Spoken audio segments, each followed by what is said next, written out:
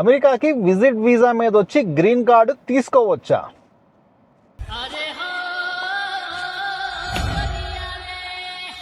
Jokes apart, yes, legally you can do that. ఆ procedure ఏంటో చెప్తాను. They are lot of ifs and buts, but still it is possible. Let's say మీరు అమెరికాకి visit visa మీద వచ్చారనుకుందాం, B1 B2 visa మీద.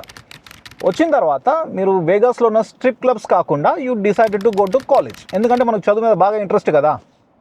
Let's say ఒక SCVP approved కాలేజ్లో join అయ్యారు. జాయిన్ అయ్యి ఆడిచ్చిన I-20 తీసుకుని మిగతా డాక్యుమెంట్స్ తోటి you applied for change of status from visit to student.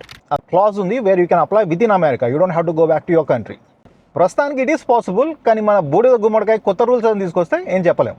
So అది ప్రాసెస్ ఒక 6 to 9 months పడుతుంది. ఒకసారి మీ స్టూడెంట్ స్టేటస్ అప్రూవ్ అయిన తర్వాత then you can go to the college. Let's say మీరు ఒక masters program STEM program join అయ్యారు అనుకుందాం. You can finish your college. తర్వాత ఒక 3 years OPT వస్తుంది, 1+2 ఎక్స్టెన్షన్. సో ఈ 3 yearsలో మీరు మీ H1B పిక్ అయింది అనుకుందాం.